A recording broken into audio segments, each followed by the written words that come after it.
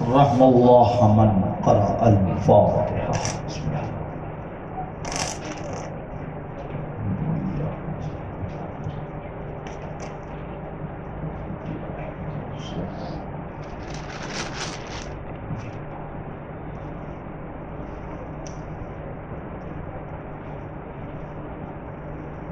حسبنا الله ونعم الوكيل، نعم المولى ونعم النصير. بسم الله الرحمن الرحيم.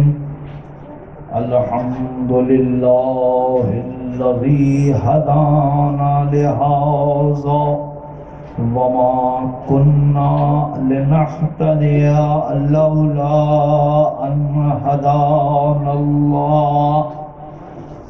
لقد جاءت رسل ربنا بالحق. الصلاة والسلام على أشرف الأنبياء والمرسلين وخاتم النبيين ورحمة للعالمين ومولانا وسيدنا أبي القاسم محمد وآله الطيبين الطاهرين المعصومين المظلومين الغر الميامين. ولعنة الله على أعدائهم أجمعين وغاصب حقوقهم ومنكر فضائلهم. أما بعد، فقد قال الله تبارك وتعالى في كتابه الكريم وهو أصدق الصادقين وقال الحق. بسم الله الرحمن الرحيم. وما تشاءون إلا أن يشاء الله.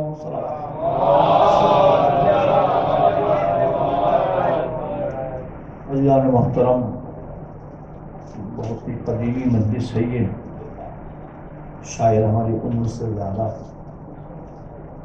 قدیمی مجلس ہے۔ مرحوم سید عباس حسین باسو صاحب ہمارے جو اس دار فنا میں نہیں ہیں، وہ اپنی ذمہ داری اپنے بچوں کو سپرد کر کے گئے، اور بچے بخوبی حسن خوبی اس کو نبھا رہے ہیں، بالخصوص ان کا چھوٹا فرزند بہت بہترین انداز سے، اللہ اس کو اور ترقی دے، اسے انجام دے رہا ہے اپنے باپ کی تمام چیزوں کو۔ بہت ہی اختصار کے ساتھ، دامن وقت میں گنجائش نہیں ہے، اسی لیے میں نے بہت ہی مختصر سی تبرکاً اس آیت کی تلاوت کی ہے۔ ارشاد رب العزت ہو رہا ہے وما تشاءون الا ان یشاء اللہ، یہ کچھ نہیں چاہتے مگر وہ جو اللہ چاہتا ہے۔ اہل بیت رسول کی خواہش چاہت وہی ہوتی ہے جو پروردگار چاہتا ہے۔ ہمارے اور آپ کے چاہنے میں فرق ہے، ہم کچھ چاہتے ہیں، آپ کچھ چاہتے ہیں۔ اللہ اور ہمارے چاہنے میں فرق ہے، ہم کچھ چاہتے ہیں، اللہ کچھ چاہتا ہے۔ اگر ہم اللہ کی چاہت کے مطابق زندگی گزار لیں تو پھر ہم کامیاب ہیں، لیکن ہم یہ چاہتے ہیں کہ اپنی چاہت کے مطابق ہم زندگی گزاریں، حیات گزاریں، اور اپنی خواہش کے مطابق ہم ہر چیز کو انجام دینا چاہتے ہیں۔ اپنی خواہش، اپنا مزاج، اپنی چاہت، جو میرا مزاج کہے وہی چیز اچھی ہے، اور اگر میرا مزاج اس کو قبول نہیں کر رہا ہے تو اس کو ہم نہیں سراہتے، یہ ہمارا مزاج ہے۔ ہر فرد اپنی چاہت کی بنا پہ ہر چیز انجام دینا چاہتا ہے۔ ذاکر ہو تو چاہتا ہے کہ میرے مزاج کے مطابق مجلس ہو، سامعین ہیں تو وہ چاہتے ہیں کہ میرے مزاج کے مطابق ذاکر پڑھے، ماتم دار ہیں تو چاہتے ہیں کہ میرے مزاج کے مطابق ماتم ہو، نوحہ خان چاہتا ہے میرے مزاج کے مطابق نوحہ ہو، انجمن چاہتی کہ میرے مزاج کے مطابق سارے پروگرام ہو۔ یعنی ہر شخص، ہر فرد، خواہ وہ انفرادی ہو یا اجتماعی، اپنی چاہت کی بنا پر ہر چیز انجام دینا چاہتا ہے۔ اللہ کی چاہت کو کوئی مد نظر جلدی نہیں رکھتا، اور اگر اللہ کی چاہت کو مد نظر رکھ کر ہر کام کو انجام دے تو یقین کریے کہ سانس لینا بھی پھر عبادت الہی ہے۔ اگر اس کی چاہت کے مطابق ہم ہر کام کو انجام دیں، جو سانس ہم لے رہے ہیں ایک سانس بھی اگر لے تو وہ عبادت الہی میں شمار ہوگی۔ اور اپنی چاہت اپنے مزاج کے مطابق کسی عمل کو انجام دینے کا نام شریعت نہیں ہے، دین محمدی نہیں ہے، بلکہ اللہ کے مزاج کے مطابق کام کو انجام دینا ہی اصل شریعت ہے، اصل دین ہے، اس کے مزاج کے مطابق۔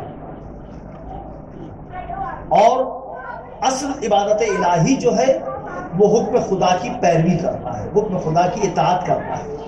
ایسا نہیں کہ جو چیز نے واجب قرار دے دی تو واجب کو انجام دینا ہے، واجب تو انجام دینا ہے لیکن اس کے حکم کے مطابق، جب جو چیز کا حکم ہو اس چیز کو انجام دینا ہے۔ مثال کے طور پر اس نے کہا حج کرو، تو حج ہم جا کے شعبان کے مہینے میں تھوڑی کر سکتے ہیں، حج قبول ہی نہیں ہوگا۔ حج ہم رمضان کے مہینے جا کے نہیں کر سکتے۔ حج کب کرنا ہوگا؟ جب ذی الحج کا چاند نمودار ہو جائے تو 8-9 ذی الحج کو جا کر حج کرے، تب اس کے حکم کو ہم نے انجام دیا۔ نماز واجب ہے، پڑھنا ہے، لیکن صبح 10 بجے جا کے ظہر اثر کی نماز پڑھ لیں تو قبول ہی نہیں ہے۔ 4 بجے شام کو مغرب عشاء کی نماز پڑھیں، قبول نہیں ہے۔ کیوں؟ کہ جب اس کا حکم ہو کہ اب تم نماز پڑھو تب نماز پڑھیں گے تو وہ عبادت ہے۔ جب اس کا حکم ہو کہ اب مغرب کا وقت ہو گیا تو اب مغرب کی نماز پڑھے تو عبادت ہے۔ یعنی اللہ کے مزاج کے مطابق ہر فعل کو، ہر عمل کو انجام دے تو وہ قابل قبول ہوگا۔ اللہ کے حکم کو اپنے مزاج کے مطابق ڈھال کر ہم انجام دینا چاہیں، اس طریقے سے انجام دیں گے تو وہ قابل قبول نہیں ہے اور وہ عبادت الہی میں شمار نہیں ہوگا، بلکہ وہ دیکھیے ایک غور سے اگر دیکھیے تو شرک بھی ہو جائے گا۔ شرک ایک بہت بڑی چیز ہے جس کو ہم لوگ بہت ہلکے میں لے لیتے ہیں، بہت بڑی چیز ہے، اور اللہ ہر گناہ کو معاف کر دے گا، شرک معاف نہیں کرے گا۔ شرک اس نے کہا کہ ہم معاف نہیں کرنے والے۔ معمولی سی چھوٹی سی چیز ہوتی ہے ہم لوگ انجام دے دیتے ہیں اور ہمیں احساس بھی نہیں ہوتا، وہ شرک ہو جاتا ہے کہ اس کے ساتھ ہم نے کسی کو شریک کر دیا۔ مثال نماز ہم پڑھ رہے ہیں، نماز ہم اللہ کے لیے پڑھ رہے ہیں، لیکن اتفاق سے کوئی مالدار انسان آ گیا یا انگوٹھی دینے والا کوئی آ گیا، اور ہم نے جیسے ہی انگوٹھی دینے والے کو دیکھا تو ہم نے قرات کے لہجے کو چینج کر دیا۔ جہاں سبحان اللہ میرے حلق سے نکلتا تھا وہاں پیٹ سے نکل رہا سبحان اللہ، تو وہ پھر اللہ کے لیے نہیں ہوا، وہ کسی اور کے لیے ہو گیا۔ تو جب کسی اور کے لیے کوئی عمل انجام دے رہے ہیں تو یہی شرک ہے۔ شرک یہی کہ اللہ کے ساتھ کسی اور کو تم نے شریک کر لیا اپنی عبادت میں، اپنے امور میں، اپنے معاملات میں۔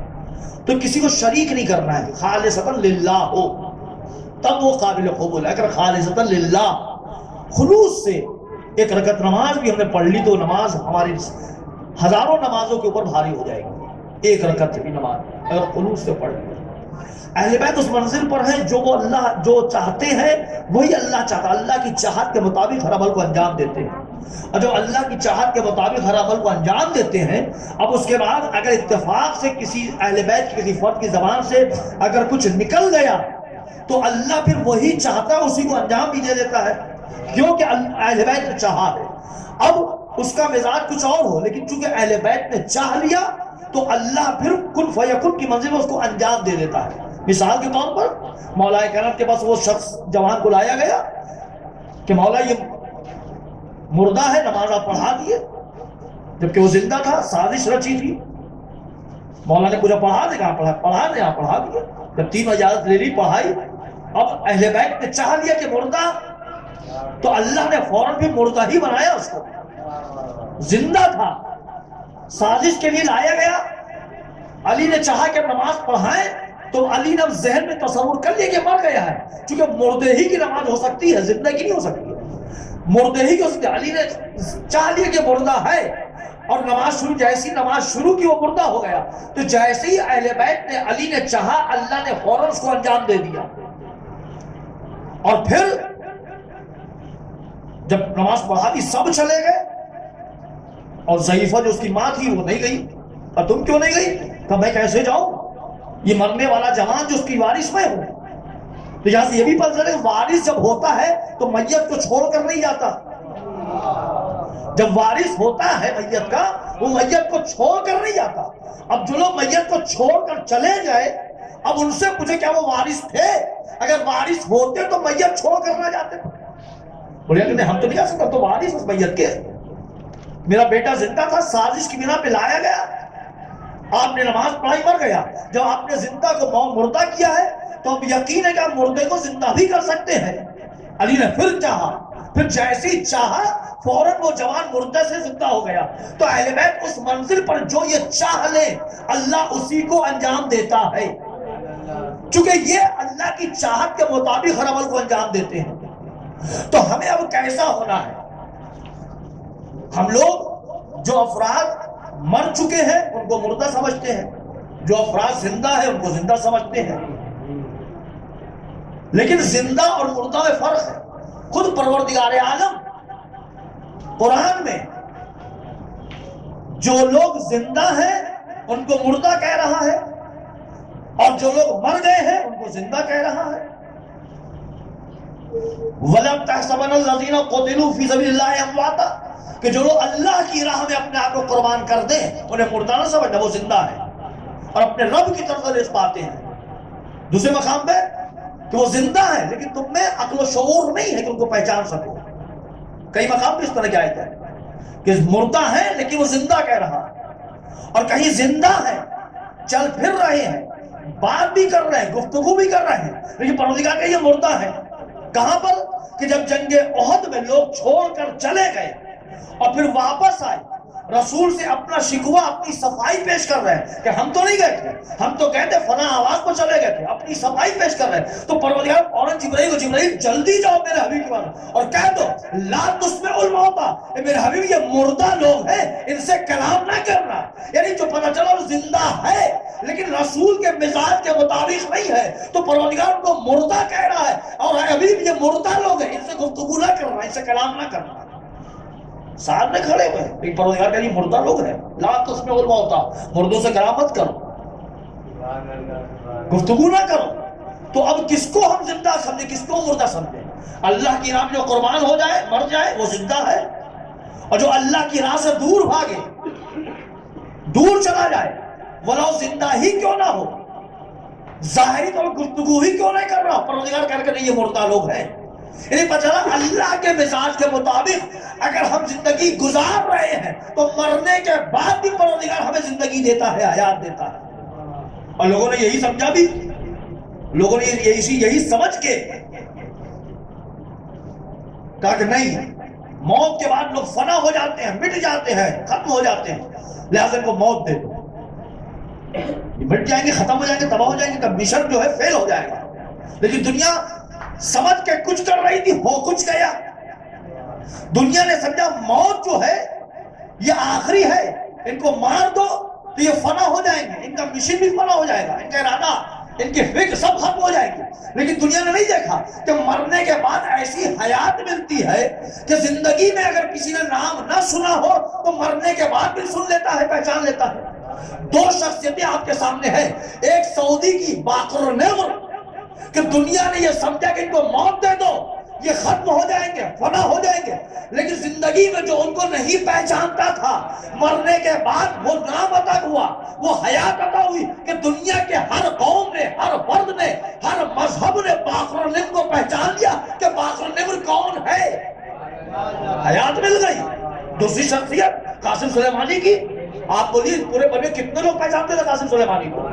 دنیا نے چاہا کہ موت دے دو، ان کی فکر ختم ہو جائے گی، ان کا مشن ختم ہو جائے گا، وہ خود فنا ہو جائیں گے، لیکن نہیں، جیسے ہی موت دی، جیسے ہی موت دی اور حیات مل گئی، ساری دنیا نے پہچان لیا کہ قاسم سلیمانی کون ہے اور قاسم سلیمانی کا مشن کیا تھا، ان کی فکر کیا تھی۔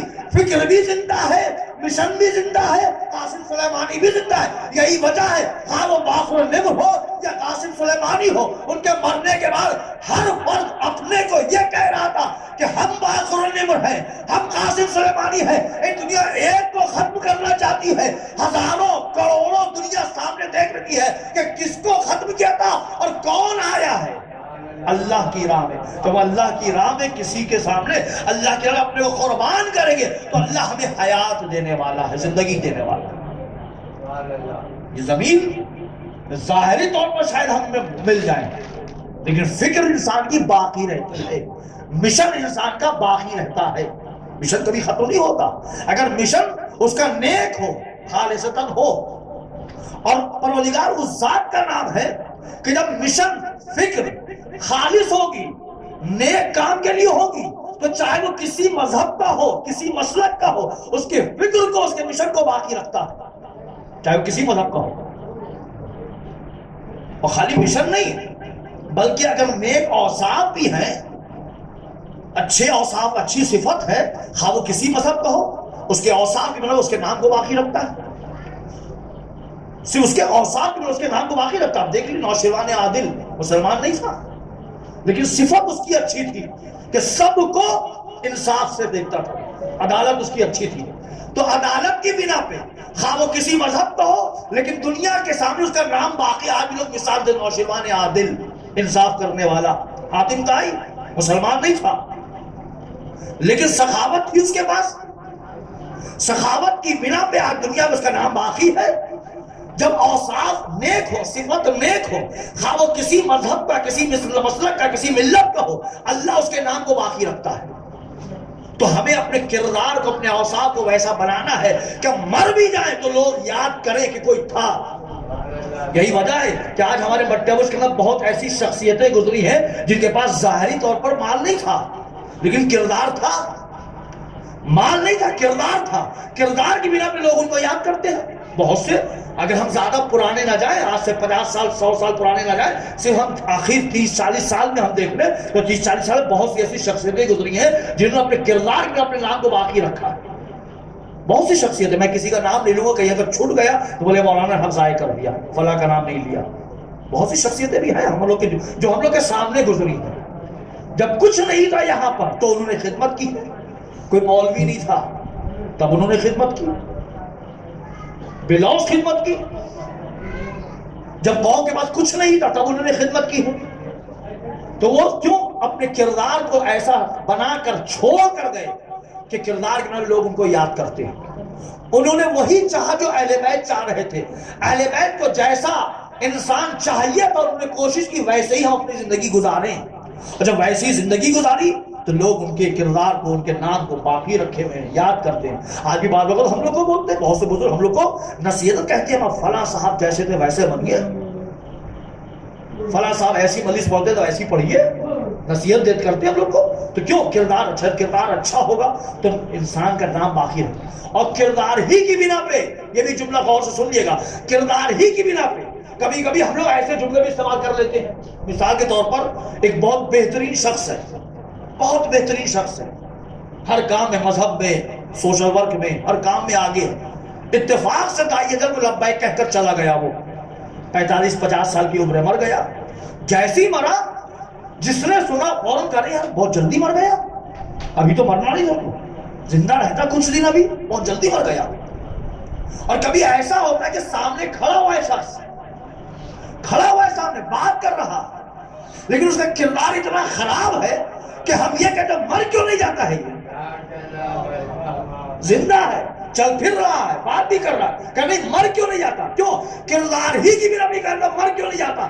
یعنی کردار اگر اچھا ہو، مر گیا تو لوگ کہتے ہیں بہت جلدی مر گیا، اور کردار خراب ہو، زندہ بھی ہے تو لوگ کہتے ہیں مر کیوں نہیں جاتا ہے، زمین کا بوجھ ہے، دھرتی کا بوجھ ہے یہ۔ تو اپنے کو ایسا نہ بنائے کہ لوگ کہیں کہ دھرتی کا بوجھ، اپنے کو ایسا بنائے کہ اگر اچانک آگ بن کر کے چلے بھی گئے تو لوگ افسوس کریں کہ بہت جلدی چلا گیا، ابھی محنت تھا اس کو۔ اپنے کو ایسا بنائیں، اور جب اپنے کو ایسا بنائیں گے تو نام پھر پروردگار رکھنے والا ہے، عزت اللہ دینے والا ہے، شرف وہ دینے والا ہے، لیکن شرط وہی ہے خالصتاً ہو، للہ ہو۔ کسی کو خوش کرنے کے لیے کوئی کام کرنا، کہ مثال کے طور پر ہم پرشاسن کو خوش کر دیں، پولیس ہم سے خوش رہے تو پولیس کے مزاج کے مطابق ہم مجلسیں کروا دیں، پولیس کے مزاج کے مطابق ہم جلوس نکلوا دیں، پولیس کے مزاج کے مطابق ہمارا کام کریں گے، پولیس ہم سے خوش رہے۔ تو وہاں پہ پولیس کے مزاج کے مطابق ہر کام کو انجام دیا جا رہا ہے۔ تو ایسا کام کچھ بھی ہو، کردار کیسا بھی ہو، نام باقی نہیں رہنا، وہ چند دن کے لیے، چند منٹ کے، چند گھنٹے کے لیے۔ لیکن اگر کوئی خالصتاً للہ اہل بیت کے لیے اللہ کے لیے دینی امور کو انجام دے رہا ہو، اگر وہ اس کا مقصد نیک ہے، ارادہ نیک ہے، مقصد نیک ہے، تو چاہے پھر کوئی بھی مخالف ہو وہ کامیاب ہوگا۔ یاد رکھیں کہ ساری دنیا ناراض ہو جائے، اللہ ناراض نہ ہو، ورنہ آپ کو بھی کہنا پڑے گا رضی اللہ۔ اگر ساری دنیا ناراض ہے، راضی کرنے کے ساری دنیا کو راضی کر لیا، اللہ ناراض ہے، تو زندگی بھر بھی دعا کرتے رہیے رضی اللہ رضی اللہ رضی اللہ، نہیں وہ دعا کرتے رہو۔ اور اگر اللہ راضی ہے، دنیا ناراض ہے، کوئی فرق نہیں پڑتا، پھر آپ صلوات و سلام پڑھیے گا، فاتحہ پڑھیے گا کہ اللہ کی نظر میں تو زندہ ہے، حیات دے ہے اللہ نے، تو بس خالصتا للہ ہوا اہل بیت اس منزل پر وما تشاؤون، جو یہ چاہ لے وہی ہوتا ہے، چونکہ ان کے پاس پروردگار عالم نے علوم عطا کیے ہیں۔ رسول کے لیے کہا، رسول کے سے فرمایا کہ ہم نے رسول کے سینے کو گنجینِ علوم الہی قرار دیا ہے۔ سورہ پڑھتے ہیں نا، الم نشرح لک صدرک ووضعنا عنک وزرک الذی انقض ظہرک ورفعنا لک ذکرک، ہم نے سینے کو گنجینِ علوم الہی قرار دیا، اس کے نام کو ہم رفعت دینے والے، ہم بلندی دینے والے ہیں، اس کے ذکر کو۔ تو علم، لیکن بہت سے لوگ آئے کہ ہر چیز کو اپنا لیں۔ دوم کا زمانہ ہے، یہودی علماء نے قرآن پر ایک تحقیق کی، مسلمانوں کی کتاب قرآن پر تحقیق کی، اور ایک ایک آیت کو انہوں نے بہت غور سے پڑھا، اور پڑھنے کے بعد ایک آیت کا انہوں نے انتخاب کیا اور دربار خلافت میں آئے اور کہا رسول کا جانشین کون ہے، رسول کا وصی کون ہے، کون ہے قرآن کے اندر رکھنے والا؟ لوگوں نے کہا کہ فلاں ہے، تخت پر بیٹھا ہوا ہے، اس کے پاس گئے کہ تم رسول کے وصی ہو رہا، قرآن تمہاری کتاب ہے؟ ہاں ہماری کتاب ہے۔ کہ قرآن کے بارے کیا عقیدہ ہے؟ کہ قرآن میں جو کچھ ہے وہ اللہ کا کلام ہے، جو کچھ ہے وہ اللہ کا کلام ہے۔ کہ کس کچھ اضافہ ہوا ہے؟ کہ نہیں، کوئی اضافہ نہیں ہوا ہے، نہ کچھ کم ہوا ہے نہ اضافہ ہوا ہے۔ کہ اچھا، تو یہودی علماء نے ایک آیت پیش کی، یہ قرآن میں آیت ہے، من ارسلنا من سأل من قبلک، اے میرے حبیب سوال کرو اپنے پہلے والے انبیاء سے، اپنے پہلے والے انبیاء سوال کرو کہ ہم نے کوئی اور معبود بنایا کہ تم اس کی عبادت کرو، پرستش کرو؟ یہ آیت پیش کی کہ یہ آیت قرآن کی ہے؟ بولا ہاں قرآن کی ہے۔ قرآن کی؟ بولا بالکل قرآن کی آیت ہے۔ تو کہا اب یہ بتاؤ، رسول جب مکے میں نازل ہوئے تو اس وقت تو کوئی نبی تھا ہی نہیں، نہ ابراہیم ہے، نہ نوح ہے، نہ موسیٰ ہے، نہ عیسیٰ ہے، تو نبی کس سے پوچھتے؟ کس نبی سے پوچھتے؟ کوئی تھا ہی نہیں۔ بولا ہاں کوئی نبی نہیں تھا۔ جب رسول مکے سے مدینے آئے، اگر مدینے میں آیت نازل ہوئی تو مدینے میں کوئی نبی تھا پہلے سے؟ کہا نہیں، پہلے سے کوئی نبی نہیں تھا، خطی مرتبہ تھے، کوئی رسول کا کوئی رسول بھی نہیں تھا۔ کہ جب کوئی رسول نہ مکے میں تھا نہ مدینے میں تھا، تو پروردگار جو کہہ رہا ہے میرے حبیب ہے، میرے رسول، اپنے پہلے والے انبیاء سے پوچھو کہ کوئی ہم نے کوئی اور معبود بنایا ہے کہ تم کو حکم دے اس کی پرستش کو، اس کی بات کرو؟ یہ آیت کہاں سے آئی؟ کہ وقت چاہیے، 3 دن کی مہلت لی، اور پھر علماء کو اس میں منتخب کر کے اس آیت کے بارے میں ذرا سا کھنگالو، ڈھونڈو، تلاش کرو، اور 3 دن کی مہلت لینے کے بعد تیسرے دن جب پھر آئے یہودی علماء، کا جواب کیا ہے؟ کہ تم لوگوں کا کہنا صحیح تھا۔ کہ کیا؟ کہ یہ آیت قرآن کی نہیں ہے، الگ سے آ گئی ہے، یہ آیت قرآن کی نہیں ہے بلکہ الگ سے آ گئی، اضافہ کر دیا گیا ہے۔ اسی دربار میں سلمان بیٹھے ہوئے تھے کہ خبردار کہ تم نے اپنے کو وارث قرآن سمجھ رکھا، جو کہہ رہے قرآن کی آیت نہیں ہے یہ۔ اور یہودی لوگوں نے کہا چلو ہم تمہیں لے کر چلتے ہیں وارث قرآن کے پاس۔ لے کر آئے در علی پر، دق الباب کیا، جیسے دق الباب کیا اندر سے علی نے آواز، سلمان، یہودی علماء کو لے کر آ گئے۔ اب جیسے یہ جملہ سنا یہودی علماء ہی پریشان دم ہو گئے، یہ کون سی بات ہے؟ ابھی ہم دربار خلافت سے آ رہے ہیں، ابھی آگے ہمیں دق الباب کیا ہے، اندر سے آواز اور یہودی علماء آ گئے۔ تو فوراً یہودی علماء نے سوال کہ سلمان وہاں کچھ اور منظر تھا، یہاں کچھ اور منظر ہے، وہاں کچھ اور بات، یہاں کچھ اور بات ہے، کہ تم آئے ہو وارث قرآن کے پاس۔ دروازہ کھلا، سلمان اندر داخل ہو یہودی علماء کو لے کر۔ علی نے پوچھا علماء، یہودی علماء سے، تم اپنا سوال بتاؤ گے یا سوال بھی میں بتاؤں جواب بھی میں بتاؤں؟ تم اپنا سوال بتاؤ گے، یہ سوال بھی میں بتاؤں، جواب بتاؤ. جب آپ کو میرا سوال معلوم ہے تو سوال بھی آپ بتائیے، جواب بھی آپ بتائیے. علی نے کہا تمہارا یہ سوال ہے، قرآن کی جو آیت ہے کہ رسول اپنے پہلے والے انبیاء سے پوچھو کہ اپنے کوئی خدا اور خدا بنایا تھا کہ اور تم کو حکم دیا کہ اس کی پرستش کرو. یہ سوال تمہارا کہ جب رسول مکے میں آئے تو کوئی نبی نہیں تھا، کوئی رسول نہیں تھا. رسول جب مدینے میں آئے تو نہ کوئی نبی ہے نہ کوئی رسول، تو رسول کس سے سوال کرتے؟ پر آج یہ سوال ہے کہ سنو، یہ آیت نہ مکے میں نازل ہوئی ہے نہ مدینے میں نازل ہوئی ہے. یہ آیت نہ گھر پہ نازل ہوئی ہے نہ مسجد میں نازل ہوئی ہے. یہ آیت نہ مصلی پہ نازل ہوئی ہے نہ میدان جنگ میں نازل ہوئی ہے. یہ آیت زمین پہ نازل ہی نہیں ہوئی ہے. یہ آیت نہ ہواؤں پہ نازل ہوئی ہے نہ بادلوں پر. تو کہاں نازل ہوئی؟ کہ سنو، جب رسول معراج پر گئے ہیں اور معراج میں جانے کے جب پہلے طبق دوسرا طبق یہاں تک کہ چوتھے آسمان پر پہنچے، حضرت عیسیٰ سے ملاقات ہوئی اور اوپر گئے. جب تمام انبیاء کو استقبال کے لیے پروردگار نے جمع کیا تھا کہ اب تم سبوں کا سردار آ رہا ہے، تم سب اس کا استقبال کرو. جب تمام انبیاء کھڑے ہوئے تھے اپنے حبیب کے استقبال کے لیے تو پروردگار نے جبرائیل کو بھیجا، جبرائیل جاؤ میرے نبی کا ہر نبی سے تعارف کرواؤ. جب جبرائیل آئے ہیں ہر نبی سے تعارف کروا رہے ہیں. جب تمام نے تعارف کروانے دے اس وقت پروردگار عالم جبرائیل کو حکم دیا، اے جبرائیل میرے حبیب کا پیغام پہنچا دو، اپنے پہلے والے انبیاء سے پوچھو کیا ہم نے کوئی اور خدا بنایا تھا کہ تم سب اس کی پرستش کرو.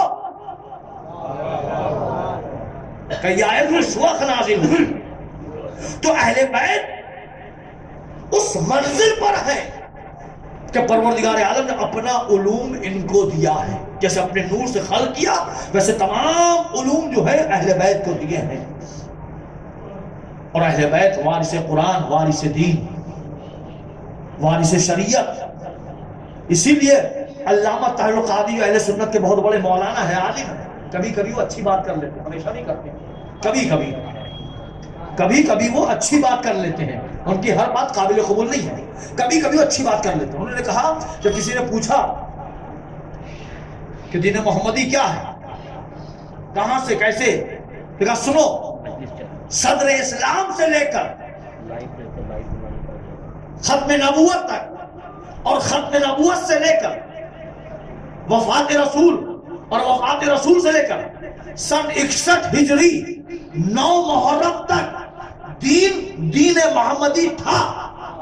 دین محمدی تھا، لیکن سن 61 ہجری عصر عاشور سے اب دین محمدی خالص دین محمدی نہیں رہا، بلکہ اب دین حسینی ہو گیا ہے کہ حسین نے قربانی دے کر دین محمدی کی لاج رکھی ہے اور دین محمدی کی بقا کی ہے، حفاظت کی ہے. صلوات پڑھے محمد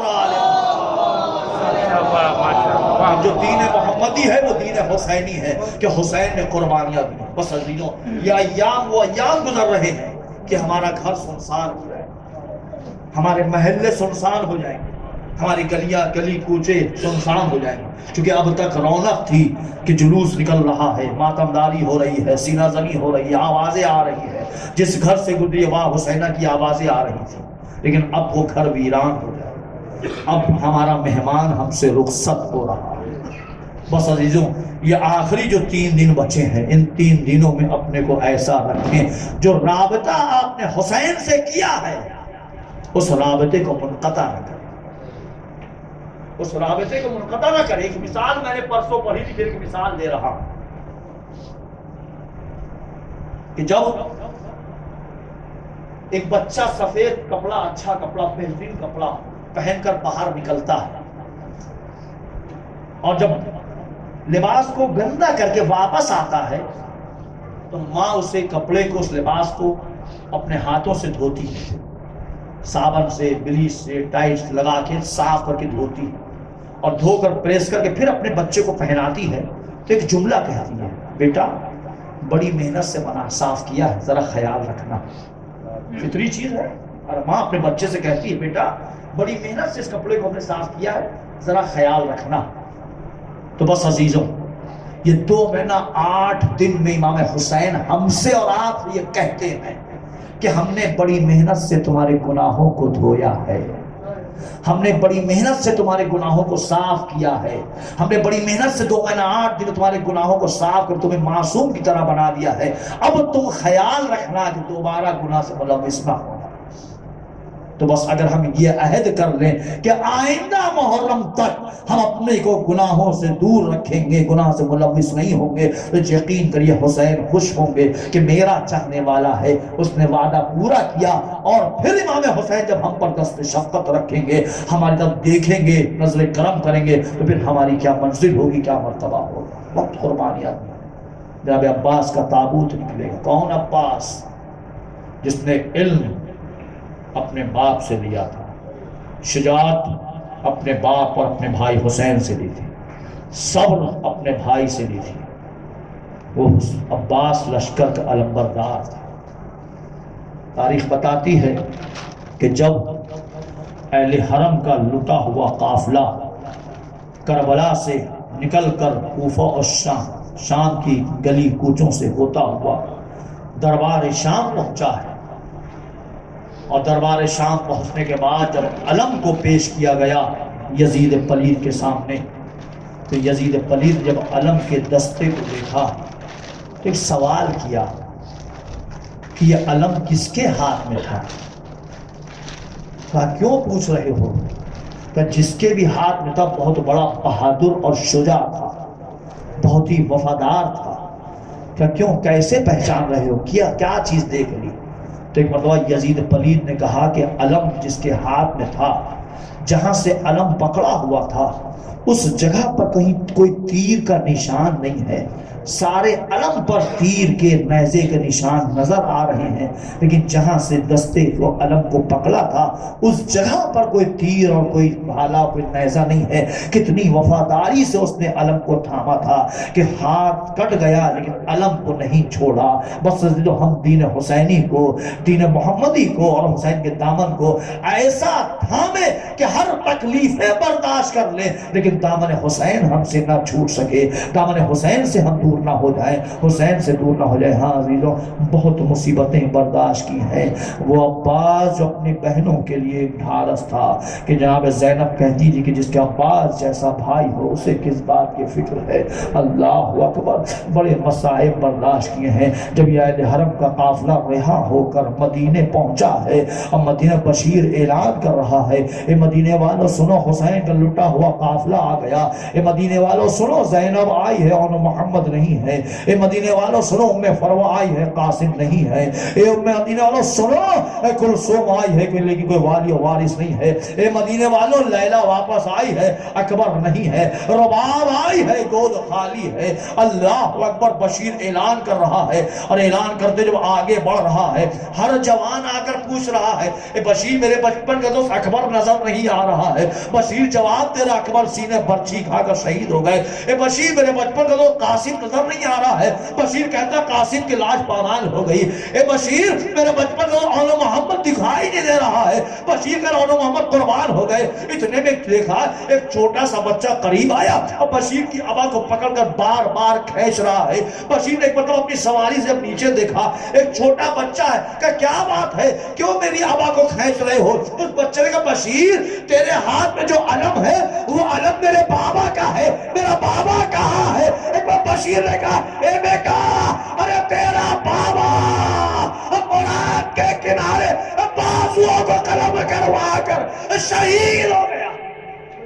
جزاکم اللہ خیر الجزا، خدا آپ کو کسی غم میں نہ رلائے۔ بس ابھی ایک مرتبہ بشیر یہ جواب دے ہی رہا تھا، کیا دیکھا؟ ایک ضعیفہ ہے، عصا کے سہارے آگے بڑھ رہی ہے، مجمع کو چیرتے ہوئے قریب آئے اور قریب آ کر کہا بشیر کیا اعلان کر رہا ہے؟ بشیر نے کہا حسین شہید ہو گئے، حسین شہید ہو گئے۔ زینب نے اپنے بچوں قربان کر دیا۔ اس ضعیفہ نے بجائے بشیر یہ بتا کون حسین؟ کہ رسول کا نواسہ حسین۔ کہ کیسے ہو سکتا ہے کہ رسول کا نواسہ حسین شہید ہو جائے؟ کہ نبی بھی شہید ہو گئے۔ کہ کیسے میں یقین کر لوں جس حسین کے پاس عباس جیسا کوئی جوان ہو وہ حسین جب نگاہ بھی نہیں کر سکتا ہے، کیسے حملہ کرے گا؟ اتنا کہنا تھا، بشیر نے کہا اے بی بی، ارے عباس پہلے شہید ہو گئے قلم کروا کر ہاتھوں کو، ارے بعد میں حسین شہید ہوئے۔ بس اس بی بی نے جنت البقیع کا رخ کیا کہ اے شہزادی فاطمہ، ارے میرا بیٹا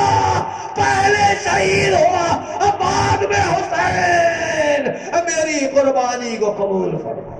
انا للہ وإنا إليه راجعون ألا لا القوم الظالمين وسيعلم الذين ظلموا أي منقلبين ينقلبون بارے اللہ بحق ظاہر وبیہ وبال وبنہ اس ذکر قلیل کو قبول فرما بارے اللہ بحق محمد و آل محمد بحق چار دماسین ہمارے بزرگوں کا سایہ ہمارے سروں پر باقی رکھ ہمارے والدین کا سایہ ہمارے سروں پر باقی رکھ ہمارے امام کے ظہور میں تعجیل فرما تمام علماء کرام ذاکرین خطبہ شعراء اہل بیت مراجع کرام بالخصوص حضرت آیت اللہ العظمیٰ سیستانی رہبر معظم انقلاب سید علی خان نئی کی حفاظت فرما بارے اللہ بے واسطہ ہے محمد و آل محمد کا بارسو بھائی کے گناہ کبیرہ اور صغیرہ کو معاف فرما ان کے بچوں کو بالخصوص جو بچہ جو بھی فرزند کار خیر میں اس عزاداری میں ان کے تمام باقیات پر جو کام کر رہے ہیں خدمت پروردگار ان کے رزق میں ان کے خیر و برکت عنایت فرما اور اللہ واسطہ ہے محمد و آل محمد کا ہماری نیک اور جائز دعا کو قبول فرما